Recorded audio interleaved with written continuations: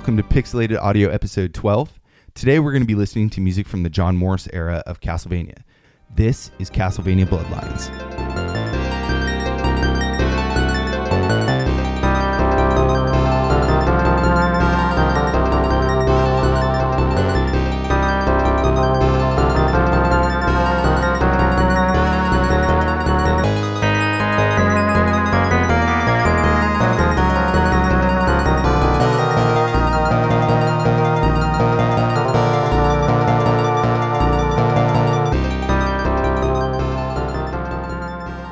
That was such a great track to start off the episode. This is Pixelated Audio, a bi-weekly video game music and retro gaming podcast. I'm James, and here with me is Brian. Yeah, I'm ready to throw the game back in already. Anyways, thanks for joining in. We're back to our regular format today, and once again, we ventured into a very top-tier franchise. Yeah, I was actually playing this game earlier today, and so I'm really excited about this episode. Yeah, me too. So the topic today is Castlevania Bloodlines for the Sega Genesis and Mega Drive, and the track you just heard was A Vision of Dark Secrets, and this is the game's opening theme, composed by Michiru Yamane. Yeah, like I said, this is a great track to start off the episode, and really to start off the game. Yeah, it's not a very busy track. You know, it just kind of starts the mood for Castlevania. This is where you see like those opening kind of, I want to say film, reels moving and stuff like that. It makes it very like a horror movie aspect. And it brings you into the game and gets you set up, just like the previous Castlevania games did. Yeah, I mean, it's definitely fits into that dark horror genre with, vampires and ghouls and stuff like that. And I mean, it really feels like the rest of the games in the franchise too, with that very dark beat with the kind of like the high whimsical chimey sounds and stuff like that, which is really cool. Yeah, I like it a lot. But why don't we preface here with why we chose this specific title? There's actually a ton of Castlevania games, and most have been really top-notch, but this game specifically has the same great gameplay that we've loved from early Castlevania games, but was also something we felt many people might have missed, right? Or at least those of you that didn't have a Genesis or Mega Drive. I actually had a Genesis growing up and still miss this game, and really wanted to look into it a bit more. I didn't personally own it either until about high school. I played it at friends' houses and stuff like that, but I never really got far. Mm-hmm. But yeah, I was interested in the game as well, so I thought, even though my favorites are the NES titles and Symphony of the Night, we should kind of look into it. Yeah, and not only that, Bloodlines actually fits into the official timeline, so it's actually considered canon. Yeah, no, that's very cool. So let's go ahead and dive in. Castlevania Bloodlines was released for the Sega Genesis and Mega Drive in 1994, and both developed and published by Konami. We know it here as Bloodlines, but in Japan it was titled Vampire Killer, and in Europe it was actually titled Castlevania The New Generation because apparently there was some, censorship issues that forced them to take blood out of the title. Now, that makes sense. And it's funny how video games and censorship has changed a lot in the last 15 to 20 years. Yeah, those were innocent times, my friend, but it's all behind us now. So you mentioned how the game is actually canon, but I wanted to bring up, while, that's true, it wasn't originally. Right. So yeah, originally the game was released as a side story to the series, but in 97, Konami started another project and created an in-house timeline for the development team. And that was Symphony of the Night, right? That would make the most sense, but I don't think it was officially stated anywhere. But yeah, so anyways, they created this timeline for the dev team as a reference point, but it ended up getting leaked, which to me is actually a good thing. No, I think so too. So they ended up just writing it out and evolved it into the official timeline. But as far as the Castlevania games go, though, Bloodlines itself is actually pretty short. I think it took me maybe like an hour and a half or so to beat on normal mode. Yeah, there's only 6 levels: Dracula's Old Castle, Atlantis Shrine, the Leaning Tower of Pisa, Munitions Factory, the Palace at Versailles, and Castle Prosperino, and they're all actually pretty unique. We're going to play music from all the stages so we can kind of talk about them as we go, I guess. So actually, let's get some music started. Yeah, so the game was actually composed by Michiru Yamane, and she got to start working for Konami in 1987. Yeah, and her work debuted on the MSX in Nemesis 3, but as the years went by, she continued on a lot of other platforms like the arcade, Game Boy, Genesis, SNES, PlayStation, and so on. I mean, Konami was on everything pretty much. Yeah, if there was something with a controller attached to it, they were on it for sure. Probably one of my favorite titles of hers on the Game Boy, though, was Teenage Mutant Ninja Turtles Fall of the Foot Clan. Nice. Yeah, no, I got it for Christmas one year, and I remember that it blew my mind. I mean, really big sprites, cool music. Now that I think about it, though, like it could have been a really crappy game. And, the memories I had of it are really good, though, so... Yeah, no, I can think of a lot of things that are like that I'm afraid to kind of replay. But maybe it's better left that way. I don't know. I mean, but I do want to try it now. Yeah, no, I'd hate to fire it up and realize that the fun I had was all a lie, and I fooled myself into liking it because it was a Turtles game. But maybe one day it'll make its way back into my life. I don't know. Yeah, I'm sure that there's a lot of other people in the boat, especially with Turtles and things like that. Right. So yeah, she's done a lot of stuff. I mean, most notably Castlevania Symphony of the Night and some later Castlevania tracks. But I think that's really where she became most recognized. Totally. I'd say that and probably like the Suikoden series. Yeah, for sure. I mean, Suikoden is an amazing soundtrack, but she also collaborated with some other composers on Asterix, Contra Hardcore, Sparkster, Rocket Knight Adventures 1 and 2, right. and one of my most recent favorites, Mushihime-sama Bug Panic. Nice, dude. So it's, this isn't going to be the last time that we talk about her on the show, like for sure. Oh, no. I mean, she'll be making a few appearances. I mean, just like the games that we mentioned. Right. So we're going to talk more about her in detail, but let's get these tracks started. First, we have Arduous Journey, which is the map theme. And then we have Reincarnated Soul Part 1 and 2, which is Stage 1. And then after that, we have Mysterious Curse, which is the password screen. So let's get those started, and we'll be right back.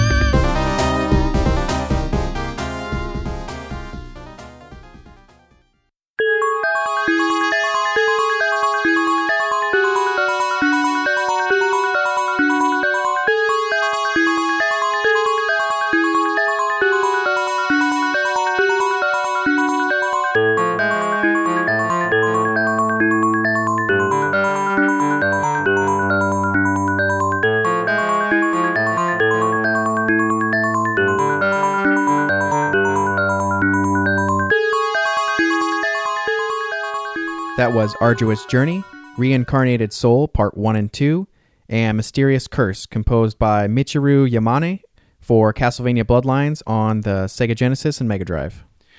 All those tracks are really cool, but the Arduous Journey, it starts off really kind of slow and kind of builds you up for, this is the map theme, and we mentioned that earlier, and so the whole game takes place over Europe. Yeah. It's not just in Dracula's castle like other games. They have a map and it shows between levels and it kind of draws this line. Yeah, like a little dotted line to the next place. Where you're going next. So it starts you out, and this is kind of bringing you into like, hey, this is where you're headed. It's got a kind of ominous feel to it. Right. But it's short. It's like 12 seconds, but it was worth putting in. Yeah, I mean, in those 12 seconds, it's got quite a bit going on in it. And I mean, I love that how it trails out at the end. I thought that was really pretty cool. Yeah, it's very, very haunting. And that brings us into Reincarnated Soul Part 1 and 2, which is Stage 1. It's the most iconic song in this game because, like we've said before, like the first level of any game is going to be the one that you hear the most. Right. You're actually kids playing it or something like that. You start the game up, you hear this because eventually you're going to die and have to start over. Yeah. And so you're going to hear this many, many times. It's got that Castlevania feel to it the whole way through. It's this electric organ with like a beat on top of it. It's that really deep bass, and then it throws in there that very famous Castlevania melody, which is really cool. So as soon as you hear that, you're like, yes, I'm really into Castlevania, and then it was just a really cool track that was, like you said, very haunting.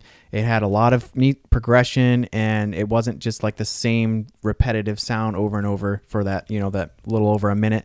And it was just really cool. And then when they threw that Castlevania little tune in there, I was just like, oh man, this is so great. Gives you chills. But it sounds great on the Genesis. What's really cool about this stage is that it's actually a recreation from Castlevania 1. Mm-hmm. And so like in Castlevania 1, you start out Dracula's, old mansion or his castle. Mm-hmm. And this is actually kind of recreating that, saying, hey, this is where we left off, or this is where you're headed now again.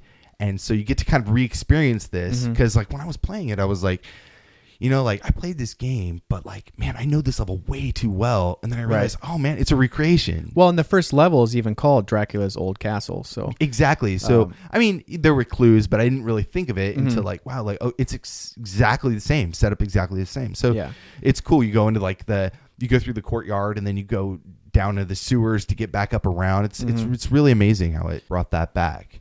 It's like they're paying like homage to, the original Castlevania. So. Yeah, and I really liked how they kind of started the game like that, like the nod to the other game. I mean, this is the first time that Castlevania has shown up on the Genesis, so maybe it was kind of we're not really sure how it's going to turn out, how people are going to like it. So let's start out with something we know that they like, and kind of progress from there and get, really let this game go into its own direction, which I think is really cool, which it really did. This game was really cool. Yeah, and Michiru Yamane, she did a just amazing job on, I mean, we've only played a few songs at this point, but like you can just tell like she's really, really taking everything that people loved in the other games and bringing it, really doing her best to bring it to that FM synthesis. And she actually performed a lot of her music live later on. She was working with Konami in 2000 until 2008, and then she went freelance, and she was doing a lot of other stuff, but would still go out and do these live performances. It's really cool. Awesome. Yeah, this is actually on our website, so you can go check it out. I'll put a link in the show notes. But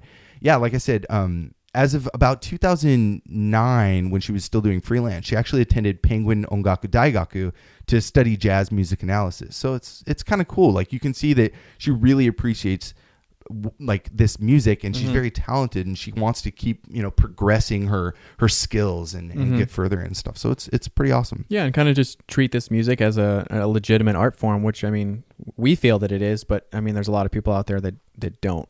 Yeah, and to kind of keep something in the back of your mind, I found an interview that she did, and this was a while ago, but I don't know exactly how recent her response is, but she said that Bloodlines actually was the most fun she had in her career because of the technical limitations and the challenge it presented. So it's really cool to know that out of all the games she's done, this is actually one of her favorite memories of composition on video games. I could totally see that. I mean, really, she was kind of forging Castlevania sound down a whole different path that no one had gone down. So there was an expectation of these games have great music, and now you have to produce that on hardware that we've never done this game for with the Genesis and Mega Drive. And I mean, she did a stellar job. I mean, the music is very, very good, and it has that great Genesis sound that we know that the Genesis can do.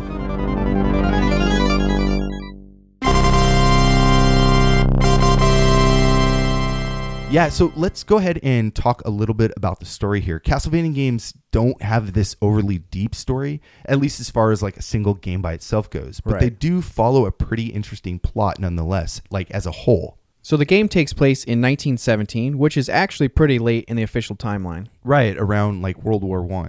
Yeah, exactly. So Count Dracula's undead niece, Elizabeth Bartley, is trying to bring her uncle back from the dead to unleash him on the world once again. John Morris is a descendant of the Belmont clan, so him and his friend Eric Lacard decide to set out and stop her. So I want to add in here that if you're somewhat familiar with the Castlevania story as a whole, there's kind of some prior information that isn't really mentioned in this title. But basically, sometime after Alucard's awakening and Dracula's defeat, Richter Belmont from Rondo of Blood and Symphony of the Night, well, he's so ashamed of being manipulated by Shaft. Which are the dark priests in those titles. Right. So he's so ashamed that he decides to go ahead and pass on the whip known as the Vampire Killer to the Morris clan. So that kind of is what brings John into the picture. Right. Like I said, it's not really mentioned in the game, but it's relevant to why he's like the main character now. And Eric actually has a reason to jump into action too. Apparently, the Countess turned his lover, Gwendolyn, into a vampire. So, I mean, he's got a lot of anger built up in him as well. And this game is notable for being loosely tied to the Dracula novel written by Bram Stoker. So if you read that novel, you might see some similarities in the actual story and stuff like that. I read it in high school, or it was assigned to me to read in high school. So I, in quotes, air quotes here, I read the book, but I don't really remember it. I read, in quotes, a lot of books in high school that I don't really remember. So, I couldn't tell you like specific points that it stands out, but now I feel like I should reread it because I feel like I missed out. Oh yeah, now that I know that's tied to, possibly tied to a video game, especially Castlevania, I want to go back and read it too. Yeah, in fact, they have Bram Stoker's Dracula, the video game actually, and for like Game Boy, Super Nintendo, I think, and stuff like that. I played it as a kid, so yeah, and it actually almost made it into our Halloween episode, but we decided to save it for later. Yeah, right. So, and we had a lot of games in that episode, so I'm glad we kind of minimized what we had. But anyways, let's get into some music because we have a lot more tracks to play. So you want to go ahead and read them off?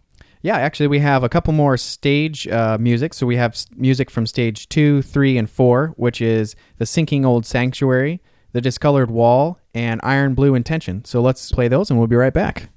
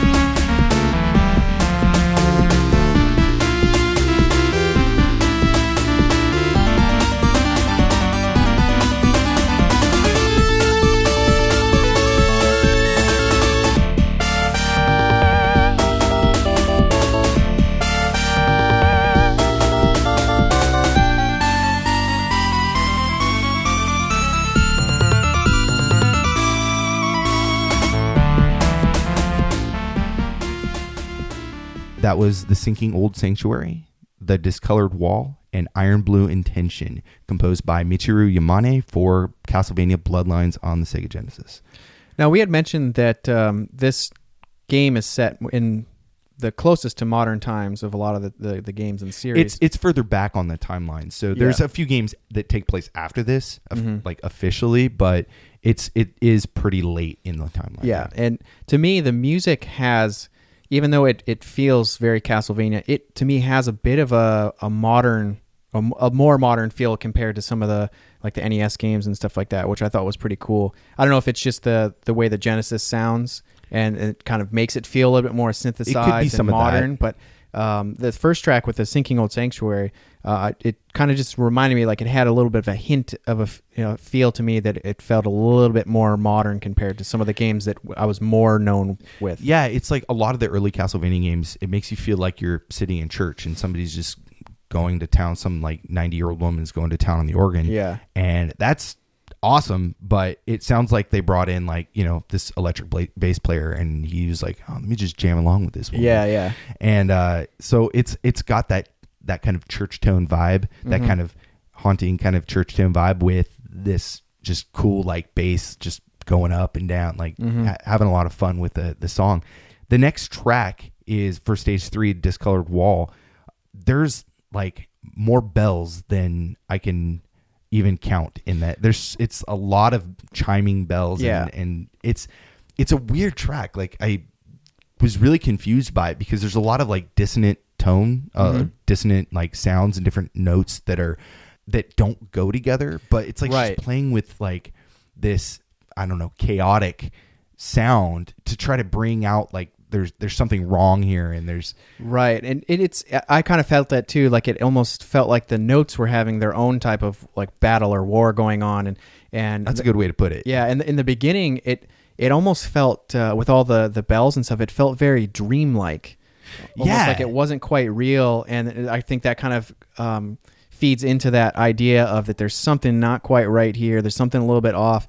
It's a really cool level, and it's not something that we typically hear in Castlevania. Like, it was a very unique track because we're used to this kind of recurring theme, kind of trumpety kind of organ. There is always a little bit of dissonance in Castlevania tracks, but this really kind of turned it upside down and made it very, very disconnected and almost uncomfortable. Right. I mean, in when we look back at the Sinking Old Sanctuary, there were still hints at Castlevania tones and melodies and things like that, whereas in the Discolored Wall, it did feel very different. Not that it was bad, but it did feel weird. And it kind of, to me, it made me feel a little uneasy playing that level, like I didn't quite know what was going to be coming next.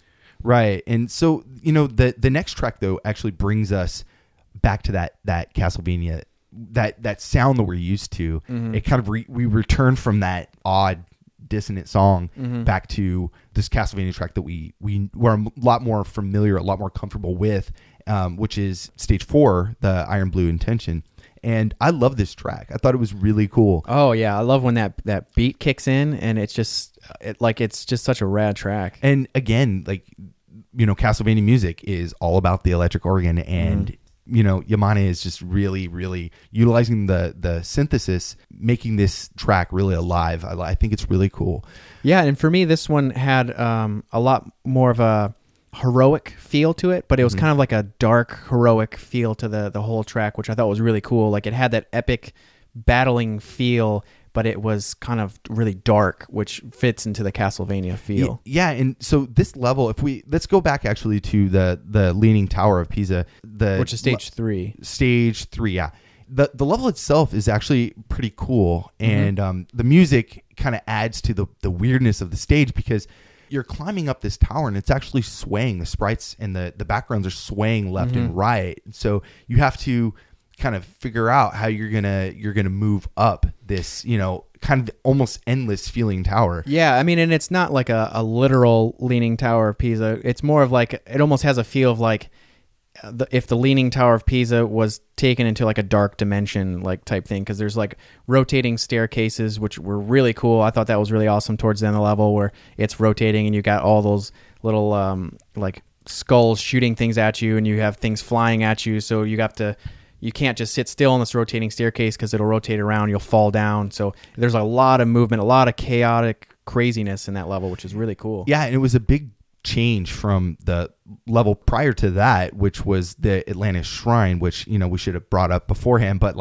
that level had a lot of, it's in Greece, so it has a lot of pillars and monuments and kind of things you would see in like the, And that amazing rising, reflecting water. I thought when I first saw that level, I was like, wow, this is really cool. Like, because you're walking along and the water, you're walking just above the water on a little platform, and the water's going up all the way up to barely where your feet are, and it's a complete 100% reflection right below you. So it's really cool, and sometimes the water will go up and totally cover up the next platforms. You have to wait, and so it's really neat, and it's just really beautiful, I thought. Yeah, and so you have a level like that, and then you have this level where it's a lot more, it's less linear and more like, well, linear still, but like vertical instead of, from just your standard left to right kind of feeling. Which was really cool to mix that up. And then there's later on, there's another part where it's vertical but going down, and the water is receding, and you're trying to keep moving down when dodging things. But you can't go too fast because you'll fall into the water and die, so you have to wait till the next platform's available, which is that level just really cool. Me out a little bit, yeah, it had some really cool level design in this game. So we talked about the Atlantis Shrine in Greece, and then the Leaning Tower of Pisa, and then the munitions factory. We talked about the music, but we didn't really explain the level. And this was a weird level to me because it's a very modern level. Like there's conveyor belts, lots of machinery, a lot of machinery, and we don't see that in any other Castlevania games other than like the typical like platform that like flips upside down or something in Dracula's castle. But and this had just like pipes and gears and stuff everywhere. It was like so like it had a chaotic look to the background, which was kind of neat. But it immediately doesn't make you feel Castlevania because of it has such a modern look to it. Yeah, and like we said earlier, this game was released in 1994 by Konami, and it was designed by Teisaku Seki and Shinichiro Shimamura. As far as the gameplay goes, it's very similar to the other Castlevania games. It's an action platformer where you walk forward and break candles to collect jewels, as opposed to hearts in the other games. Yeah, and I'm not really sure why they changed it, but anyways, you progress through the levels while killing Dracula's army of demons. Yeah, the movement feels really like a conventional Castlevania game too. You can jump, crouch, attack, and use a sub-weapon. It has that classic, can't control in midair while you jump kind of thing, and I like that. Yeah, and that definitely makes it feel Castlevania to me. Yeah, so we have two playable characters now to choose from. When you start up the game, you're given the choice to either select John Morris from Texas or Eric Lecard from Segovia, Spain. Yeah, the difference between the two is that John uses the vampire killer whip, and Eric uses the Alucard spear. They both play very different, in fact. I just beat the game with Eric, but you said you used John, right? Right, yeah, I picked John because I'm more used to the whip, so I thought I'm going to start out and do something I'm a little more familiar with. Yeah, in fact, when I played the game, like when I was a kid, like I remember always selecting John. So this time through, I was like, well, I'm going to try to beat the game. So I'll try Eric out and see how it goes. And I was really, really happy I did. I thought that spear was so awesome. Yeah, I was very tempted to pick him because I didn't know which one you had picked. So I decided to go with John. And it was actually kind of neat too because he can actually use the whip like a grappling hook and kind of attach it to the ceiling and swing across large jumps, which was really cool. Yeah, no, that's really awesome. Eric, in fact, with his spear, there's a lot of, I want to say, unconventional Castlevania movements that you can do. Like you can duck and charge and then do this like crazy pole vault. Oh, and wow. Get like up very high up to like platforms that you normally couldn't reach. So like in level 1, for example, you have to go into the sewers to get to the next area. You have to go through the sewers because you can't reach that ledge.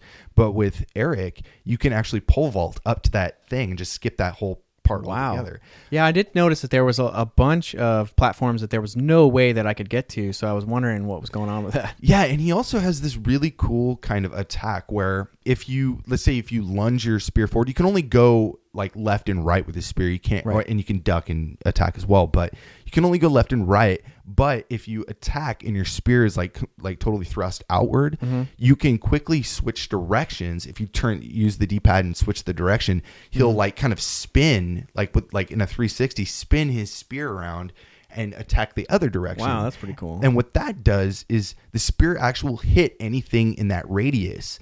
And so you can kind of like go left and right when there's like bats flying at you, and you can just kill them all because you have like pretty much a force field around you from his spear. It's really, really cool. I could see some parts in the game where that would have been really helpful. The nice thing that I liked was that diagonal attack with the whip, which, normally you could use it to attach to the ceiling and swing, but it was also great for attacking the flying bosses and things that were jumping around all over the place, which was pretty cool. Right, so you could attack diagonally and up or diagonally and down? Just diagonally and up. Okay, because Eric actually, if you jump and you hit, I believe, the sub-weapon button, you actually attack diagonally down. So it's that's cool. It's not as useful when attacking, you're trying to hit something in the air, but he also can attack vertically up. So it's kind of nice cool. Because if you're directly below an enemy, you can attack up, and that long spear will, hopefully hit them, and you can kind of save yourself that way. So that's cool. So he had a large variety of. It sounds like he has a lot more advantage over John. I mean, just in the way I played, but. I liked it a lot. The sub-weapons are all the same, though, so it's probably their only common quality. The sub-weapons are placed all over the levels, like in previous Castlevania titles, hidden in like candles and stuff. So. Right, and the candles that normally hold weapons tend to be a little bit more on the thick side than the ones that contain the jewels. So in case you didn't want to switch your current sub-weapon, which there are definitely sub-weapons that have advantages for certain bosses. Right, that I loved the holy water, and just because it reminded me of the other ones, but there was this kind of boomerang thing that I never wanted to use it when I had it, so I always avoided it. So I liked it a lot, though. The boomerang actually, for the mud monster one, that actually worked out really well because it would hit him going across and back, and then once his head was in view, it would actually come back and hit his head on the second pass. Oh, that giant golem. Yeah, that you'd have to kind of take out his midsection so he would get shorter and shorter. So the boomerang worked out amazing for that. Yeah, but how about we get into our next set here? What do we have up? Next up, we have the final stage themes of stage 5 and 6, which are the Prayer of a Tragic Queen and Calling from Heaven.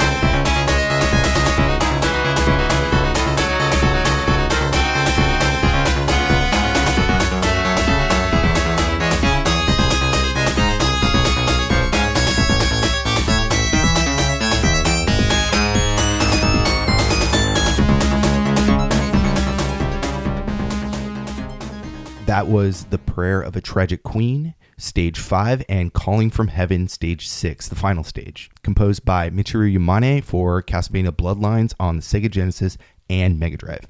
Now, that first track, the Prayer of a Tragic Queen in Stage 5, that takes place in France, which, to me, if I had to say any of all the tracks, that this one has a little bit more of that region feel to me. Okay, well, get into a little detail on that. Explain to me why. It has a little bit more of like a lot of the high notes, and then the bass is a little bit more of just like a vibrating bass. There's not really a lot of discernible deep notes in there, so it has a little bit more of kind of what the movies and things like that have depicted like the French movies. Yeah. Sorry to kind of put you on the spot there. That's a hard question. No, I was a little bit more prepared to say what that kind of felt like to me. But I mean, I think compared to a lot of the other tracks, there have been ones that have a lot of notes, a lot of high notes, and a lot of, really going back and forth.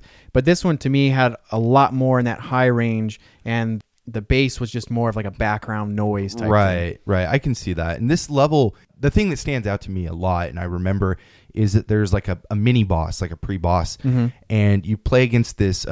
It's almost like Rubens vase, like I think that's what it's called. You're the art guy, where you have that vase, and in the it's like a vase in the center, and then you have two faces that are facing each other. I could not figure out how do I kill this thing, because like the vase like fades in, and then it fades out, and then the faces come in, and then they shoot at you. And it like took me the longest to figure out that you actually have to destroy the vase, not the faces. And so like I probably spent more time on that than any other boss, just trying to figure out what I'm doing. No, yeah. And when I beat that boss, I was like, I don't know what I did, because I couldn't figure out what I was doing, and I had as my sub weapon was the axes, the throwing axes. So I would always just be jumping around off to the side and just tossing axes. So you were just hitting. I was hitting the vase, and I didn't really. I was like, they're doing the faces no damage, but then I looked up and I was like, oh wow, this boss is actually taking damage. I don't know what I'm doing, but I'm just avoiding the things that are going on and just tossing axes everywhere. I see. I think I had holy water, and so that's not going to help me there. It just falls on the ground. So unless you actually hit it with the holy water, I guess. Yeah, maybe, but when I beat that boss, like I was like, that had to be the end, because it took me forever. Like that had to be the end, but no, it's like not even. It's like barely halfway through. Yeah, and so the actual boss of that game, I believe it's Dracula's niece.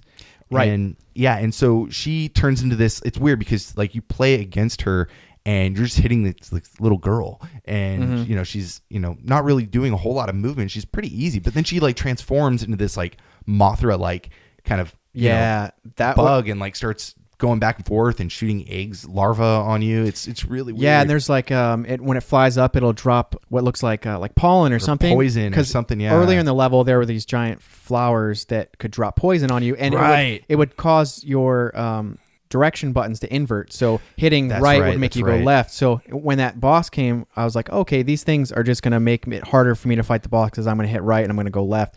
But they actually do damage to you. So, and they're so tiny that it makes it very difficult. So once she changed to the moth, it definitely changed into a whole different kind of fight. But see, for me, that boss was really easy compared to the vase. Oh yeah, because you knew what you had to do. Whereas you just basically attack. I mean, there was no. Yeah, there's a pattern to every boss in these Castlevania games. Once you figure out the pattern, it's really, really easy. Yeah. But this one, for me, it didn't seem like a pattern. It just felt like I was just attacking it. I just happened to make it through. Right. My life was probably like 1 bar remaining or something like that by the end. But the next track, let's get into that, is the last stage of the game, and that's Calling from Heaven. And I feel like this is a little more upbeat than that last track. And it's still got that really, kind of church Gothic cathedral kind of feel to it. Right. Like, and now we're in England, so which makes sense that the sound changes a little bit. But yeah, I've had the same feeling that this one felt a little bit more upbeat. And to me, it kind of had almost like this encouraging feeling to it. Like you're almost there. Like, I know you're tired and this has been difficult, but you're almost there. Yeah, so like you're on the final level. Keep pressing on. Because it even says before that level, the final level. So. Yeah. So when I saw that, I was like, oh, sweet, man. Yeah. Almost there. But it's a long level. Long level, man. And, it's let's talk about it a little bit, because I feel like this is the most, well, maybe not the most unique, but it's a very unique level in the sense that it's basically every area in the level, and it's broken up into different regions of the you stage go into itself. Another room, and so and it's all optical illusions. So like in the first part, it has like these pieces of glass that make it feel like it's like you're playing and you're looking through parts that are like water or something. It has that very like kind of, I want to say, light refraction or something like that. It's very confusing. Right. And basically it's like the level vertically is divided into 3 horizontal stripes. Right. And basically what ends up happening is each set of stripes has, the pixels are set differently. So in the beginning of the level, it starts out, you can see that there's like a divide in the center, but what happens is like the pixels on the bottom are a little bigger. So it rapidly gets out of sync. So the top half of you will be missing, and you'll see it further down the line in the center. So you'll see bosses that are going up and down in between those two planes. Medusa heads. Yeah, that was the worst enemy. I'm sure they put it in there for a reason, but that was the hardest thing to fight against that, because you look at its movement, its trail of motion, and you're like, okay, I would guess that it's going to be at this location at this time, but because of that difference in view, right, you have to rethink, and it's very clever how they did that. It's very frustrating too. Yeah, no, it was optically incredible. I thought it was really unique, but yeah, it was very frustrating because you would see these Medusa heads that are going up and down in like a wave pattern, and they would be crossing that plane so that you'd see them pop below at the bottom where your feet are, and then they would go up across the top of the plane, but they would be further along the line. So as they were popping back and forth, it's just like each strip was basically a different size. So in one strip, you're seeing more of the level than in another. So they didn't match up, and they rapidly got further and further out of sync. So it was just really hard to see what was going on. Right. At first, to be honest, when I was playing, I was like, oh my God, is there a problem with this like emulator or something? I thought the same thing. There must be a programming error here, because this can't be right. And then I started playing, I'm like, oh, okay, wait. Okay. This is why they're doing it. I get it. I never made it that far when I was younger, so I didn't even know what to expect. But then as the stage progresses, you get into a different area that's completely inverted. So you're upside down. It looks like you're walking on the ceiling, and right becomes left and duck becomes up, and it's very difficult. But it's weird because they invert the level, but they don't invert the control. So like if you want to duck, you actually hit up on the D-pad. So like if you want to walk downstairs, because if you played a Castlevania, you know that stairs are kind of like your worst enemy. Yeah. Because if you don't like angle up as you're walking, you'll fall right off the ledge. And so this was tough because now your brain, you have to train yourself to think in reverse and hold like down and forward to walk downstairs. I don't know. Yeah. You know what I mean though? Like you're walking basically upstairs, but invertedly or invert. Yeah. So it's kind of like the floor becomes a ceiling and all the controls are inverted, and they don't hold your hand either. It's not like, oh, let's make the level a little bit more simple because the control's different. There's this part where you have all these platforms to jump across, and there's these orbs that are circling the platforms, and they're all running in different speeds because the platforms are different sizes. And that took me a really long time to get through because I wanted to get through and not take a lot of damage, but it was just so hard. So I just had to kind of just rush through. And the platforms, some of them are so small that you get hit and you just fall off the platform and die. Yes, I got to say, like, thank God for save states. Yeah. Because, like, maybe as a kid, I had the patience to actually, like, learn and time this out. But, like, as an adult, oh, man, I don't know. I'm done. It's too hard. But no, like I'm glad because like I was able to make it through the whole game, just progressively, slowly, one inch at a time. But it was good. It was really fun. I really liked that about the game, and the track, very very beautiful, progressive feeling in the sense that you're almost there. Right, and I think because of this level's difficulty, it might have been like, well, like let's make a track that's more inspirational because these people are going to have such a hard time. And I mean, originally when you play the game, it didn't have save states. So, I mean, I can't imagine trying. If you got this far, I mean, maybe you had a chance of beating the game. Well, you had those awesome, what is it, password screens that weren't really passwords. They were more like pass charts. Yeah. That were, I mean, as a kid, like, really, are you going to draw like this graph of different like right? You'd have pictures you had to be very good artist or something as a kid. Maybe you had no trouble. Well, I mean, you could probably just do it as like a tic-tac-toe type board. I don't know if each block changed ever, and it was more like, okay, in line 1 you had space, image, space.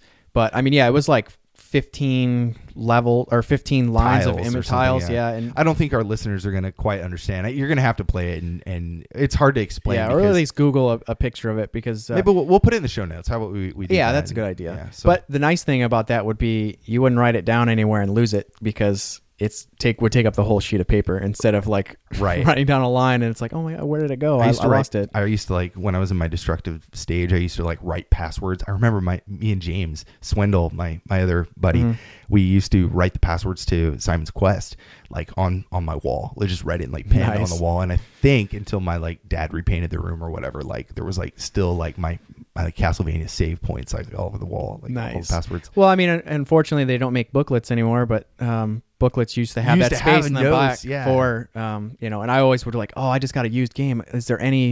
Did someone write any passwords in the booklet? Yeah, so now we're talking about passwords, but why don't we go ahead and move on to the graphics about the game a little bit? This is the first time we see the Castlevania series on the Sega Genesis, like we mentioned before. Or any Sega platform, really. Right, and Sega in general has a different look to it compared to any of the NES Sega ports that we've seen. So it usually has a darker, more aggressive kind of look to it, right? Which would work out really great for the Castlevania series, and this game really does look great. But it does have a more modern feel to it, where, I mean, we're seeing that this is after the 1900s. So modern in modern, you say not really the sprites, but more of like the design aspect. Yeah, and we're seeing some elements that are more modern as far as machinery and things like that show up in some of the levels, but it still has that classic monsters and demons and things like that. So, but for me, I even thought that the wardrobes felt a little bit more modern. Like John, he's an American. He actually has an American look to him. I felt like he's very muscly, kind of beefy. Yeah, and it looks almost like he's wearing kind of like jeans and stuff like that. Whereas Eric has a little bit more of an older style look to him, where I feel like very European kind of look. Yeah, and he has kind of like almost like more robes and like he could fit into maybe an older timeline game, and still it would still make sense. Like it wouldn't feel out of place. Yeah, I can see that. And one of the other things I want to mention is that this game had what seemed like a whole new level of gore and violence to it compared to what we would seen on the Nintendo. I'm really glad you brought that up because I wanted to talk about that a little bit. Konami didn't have to worry about Nintendo's censorship thing that they did with the other games. So they had a lot more freedom, or the developers had a lot more freedom, and the designers as well had a lot more freedom to kind of play around with, hey, let's have a lot of blood and corpses hanging and limbs getting ripped off. And the game itself is very bloody, like if you look at different iterations too. And it's weird because it got rated GA by Sega VRC, their ratings board, and that's kind of crazy because that's general audiences, and this is a time where censorship was really strict on anything coming out. So to see it just get a GA rating, that's pretty it's pretty lax, I think. I mean, because this was around the time when censorship, people were trying to figure out what was too far, like what was beyond the rights of being censored and what was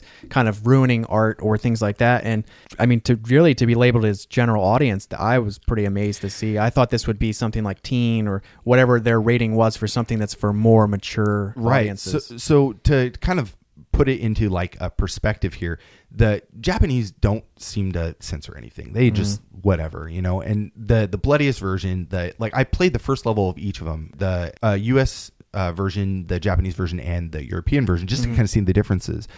So Vampire Killer on the Japanese Mega Drive is very bloody, and there's a lot more blood and stuff splattering around, but it's not really that much different from the version we have in the States. But even goes even the extra mile is the European and I believe Australian version of the game really tones down the gore.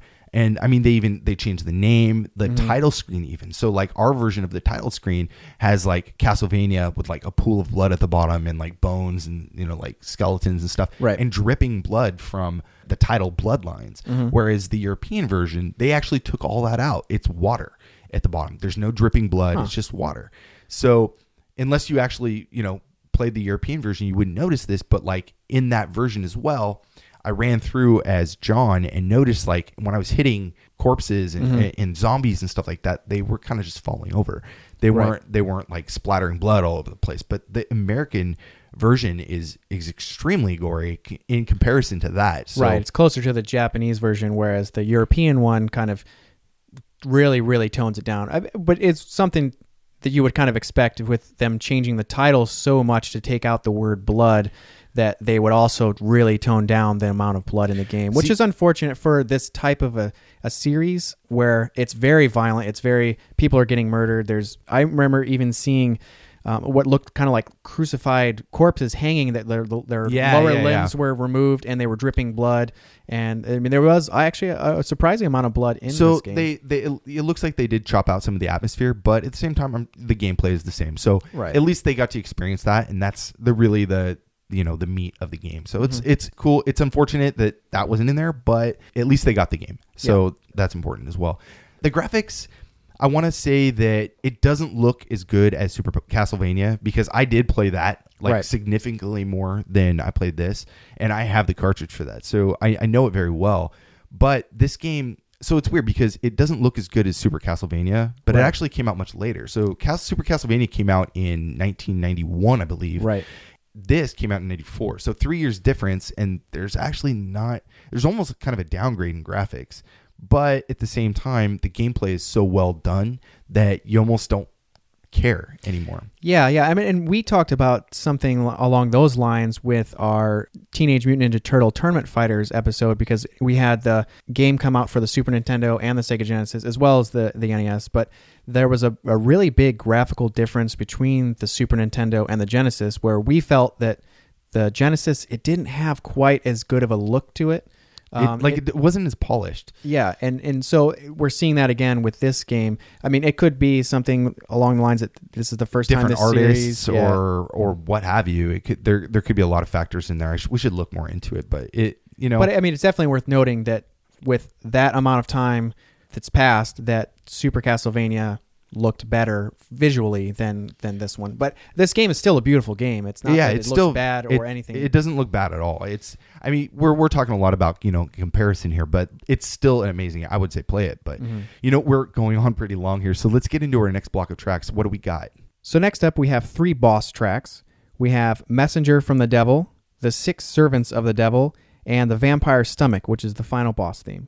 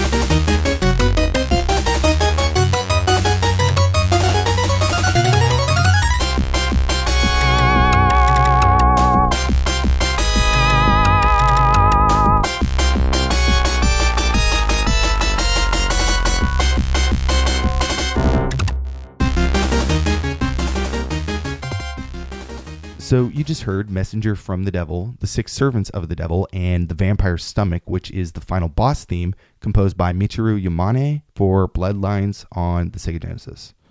I mean, like we're getting used to with boss music, it's very up-tempo and very intense, which all 3 of these tracks meet that requirement. Yeah, it sounds like alarms are going off. Really uncomfortable. Yeah, that first track really gets going first. The Messenger from the Devil, it really, as soon as the track kicks on, it's in full gear, ready to go. And this track plays during the area bosses. So in the stage, it's broken up into kind of different areas, and this is kind of like a mini boss. Right. So this is what you would hear at that point. So it kind of signals to you hey, you're not at the end, if you're really paying attention to the difference in the music. But for me, I in the moment, it's just, oh man, I gotta. Yeah. Is the level over? Nope. Because you get to keep going to the right. So. Yeah. So the next track, The 6 Servants of the Devil, that is the stage. That's actually the boss theme music. So each level, get the final boss. And that's another intense track. Like, it really puts you in panic mode. Right. And I felt that it had a lot of those earmarks that you hear in a lot of the horror genre. Like, it's got like a flutter of notes that kind of like Jaws, or like the Mike Myers Halloween theme, or Freddy. They really bring in that movie thing. Yeah. That movie kind of horror movie aspect. It's just like doodle-doo, right. And then it's like, oh my God. Then it's kind of something's like getting closer. Then it's kind of like this dark, kind of stagnant, kind of melody, kind of bass thing going on for a while, and then it flutters again. It's really cool. And then that last track is the Vampire Stomach, the final boss theme.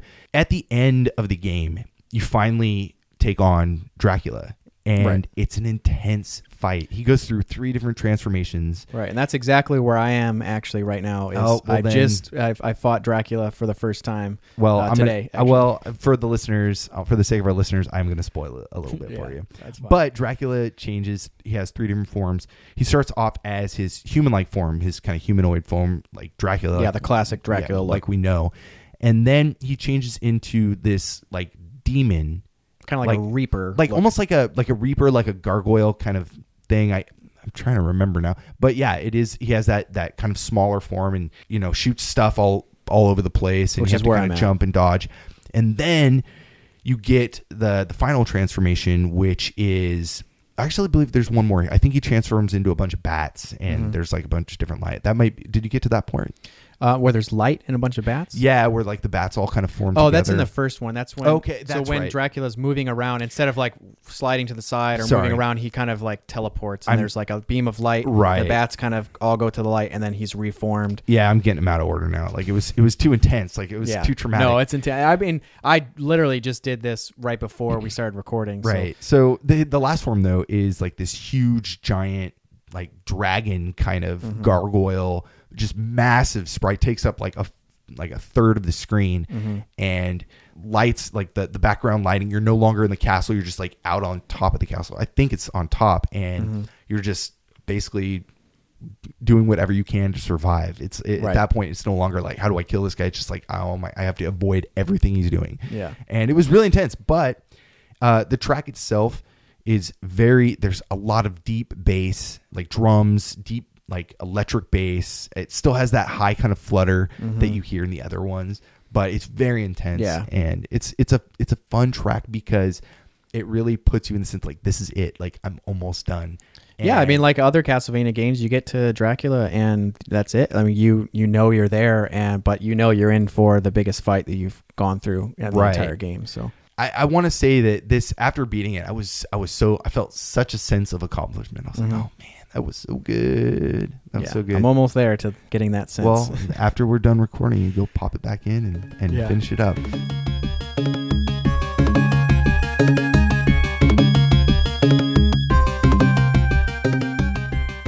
So moving on, I actually found some pretty cool trivia on the Wiki page that I wanted to share with you guys. Oh yeah, bring it up. So this is the first game that actually refers to the legendary Belmont Whip as the Vampire Killer, which is kind of neat. So the full name is Vampire Killer, the Sorcery Whip. Or at least the English translation. That's way cool. I didn't know this was the first game to reference it. I mean, it's kind of one of those games that people may have missed, and it had that. This is the first time that they refer to it as that, which is cool. That's really cool. I mean, it's just an amazing name for a whip, too. So, the next one that I have is that the American Bloodlines manual states that Drolta was an amateur witch who cast a spell which inadvertently brings Elizabeth Bartley back to life.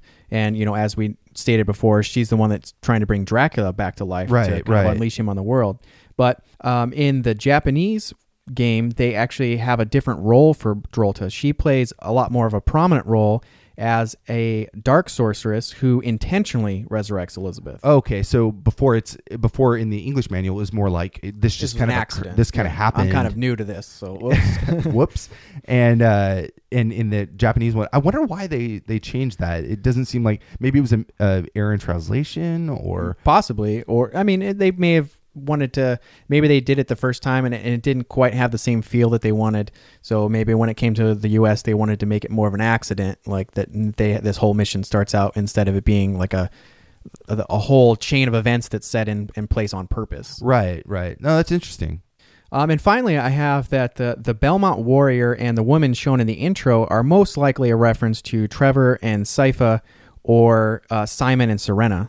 See, that's really cool to me because, I watching the intro, like I didn't know the reference, what they were trying to put there. And I was trying to think like, okay, is this John or is this Eric and Gwendolyn, or like what is the reference here? And now that makes sense. Like, is that actually stated in the official? No, it's not confirmed anywhere. But I mean, it's an interesting idea. Yeah, no, I mean, but that would make sense. It's really cool how games.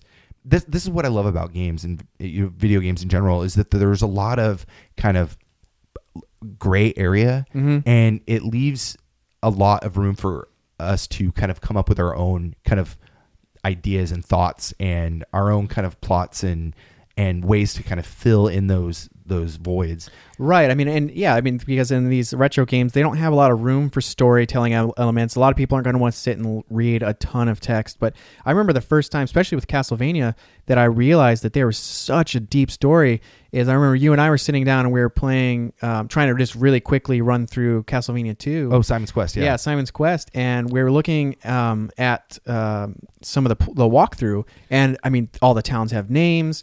There's people that have names. And I remember... it's like, wow, like, I actually want to take this and turn it into a book, like actually write it all out as if it's a story, the fan like fiction. a novel. Yeah, Simon's Quest fan fiction. No, but it's funny because when we were playing Castlevania 2, like I remember, like I beat it as a kid with my friend James Swindle, and I remember that, like, I remember everything about that game, but I never knew those town names. Like, right. where was it?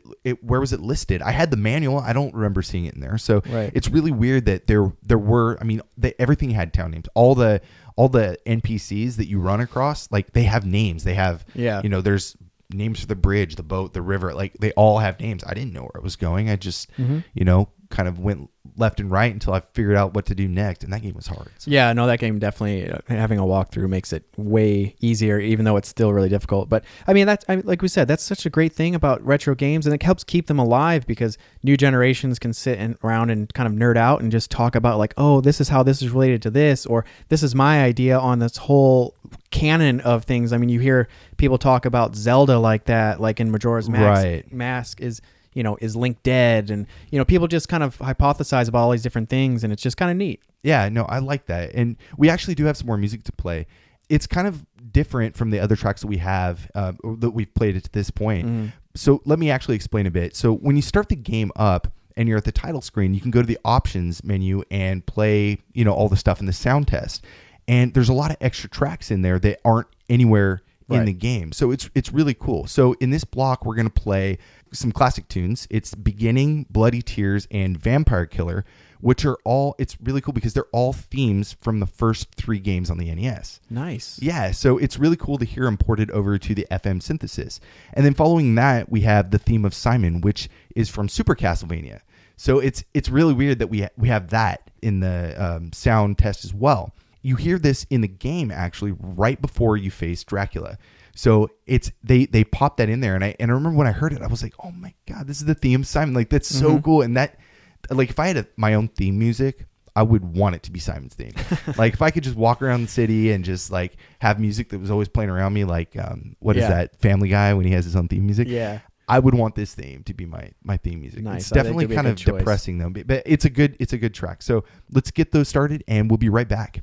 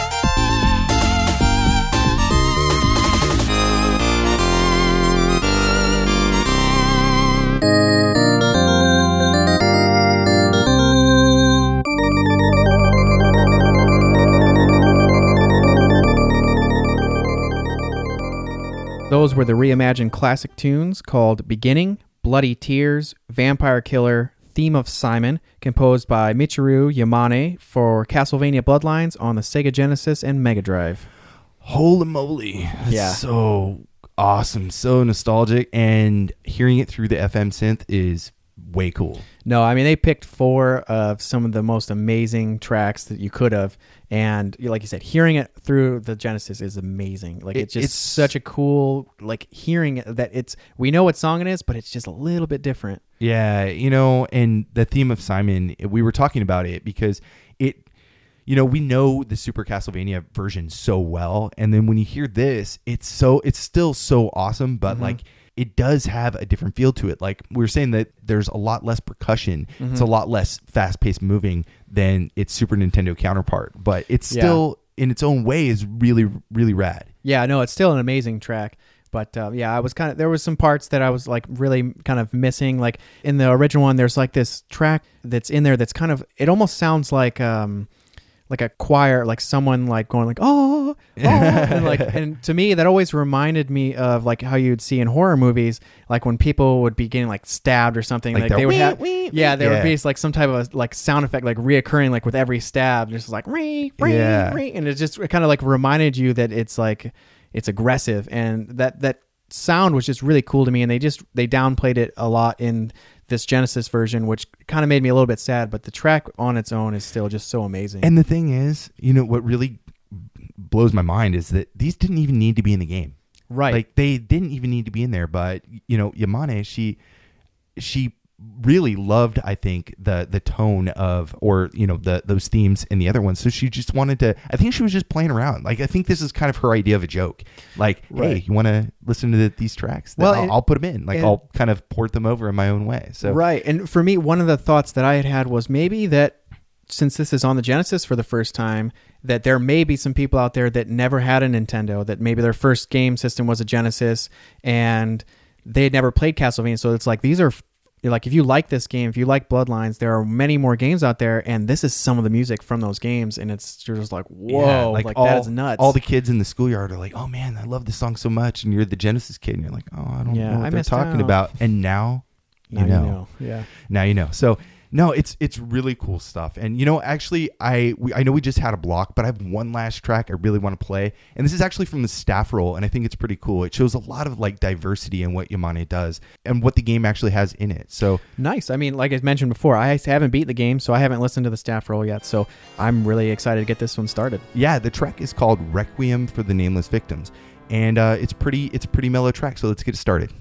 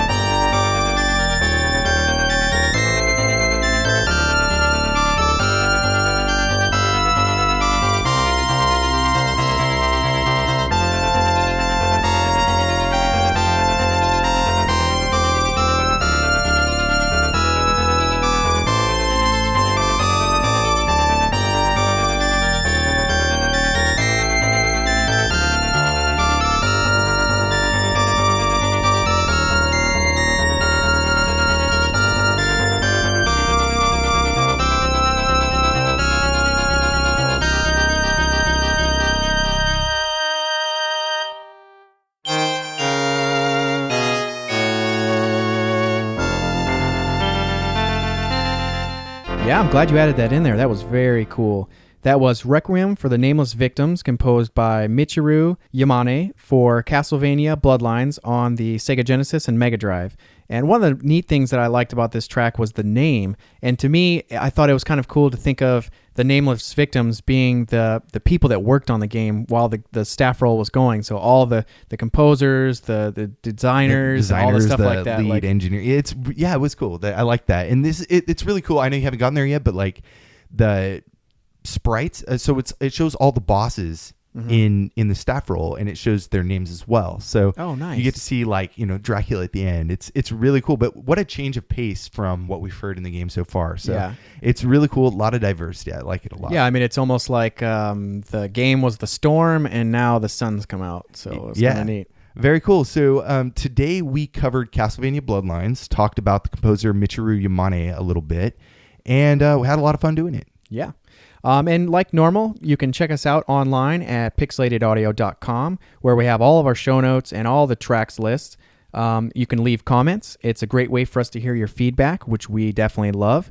And we're also on Twitter at Pixelated Audio. And James, actually, you just started a Instagram account for us too, for some of our artwork and stuff that you're doing and putting up. It's really rad. You should check that out. We have a link to that on the site as well. So definitely, if you could rate us and leave a review on iTunes or Stitcher, we'd appreciate it a lot. That kind of makes us, the show a little bit more visible. And, we hope you like the show a lot. So the OCReMix track taking us out is called Prussian Bones from the remixer DaMonz. So Happy New Year, and thanks for listening.